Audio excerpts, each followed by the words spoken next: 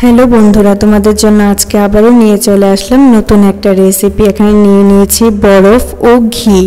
প্রথমে একটা বাটিতে বরফগুলো নিয়ে নিলাম, তারপর সেই বরফের উপরে ঘি ঢেলে দিয়েছি। এবার ঘিয়ের মধ্যে বরফগুলোকে হাতের সাহায্যে ঠিক এভাবে নাড়তে হবে। কিছুটা সময় ধরে বরফগুলোকে ঘিয়ের মধ্যে এভাবে নাড়তে থাকবো।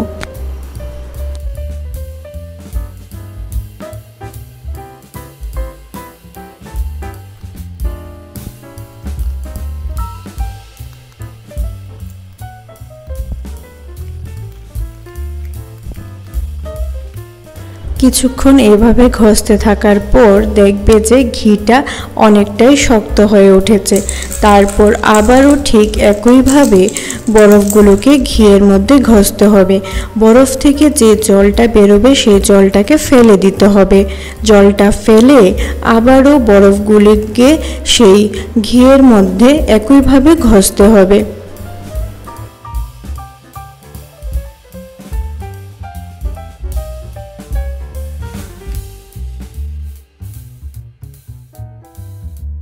বরফ থেকে ওঠা জলটাকে ফেলে দেওয়ার পর আবারও বরফটাকে ঘিয়ের মধ্যে নাড়তে থাকার পর দেখবে যে কিছুটা সময় পর এভাবে শক্ত হয়ে বাটিতে পুরো জমে গেছে।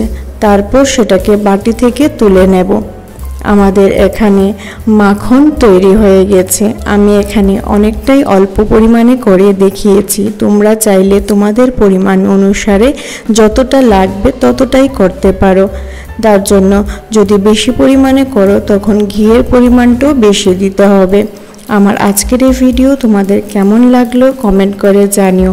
এই 2-1 মিনিটের ভিডিওটা যদি ভালো লেগে থাকে লাইক শেয়ার সাবস্ক্রাইব করে দিও।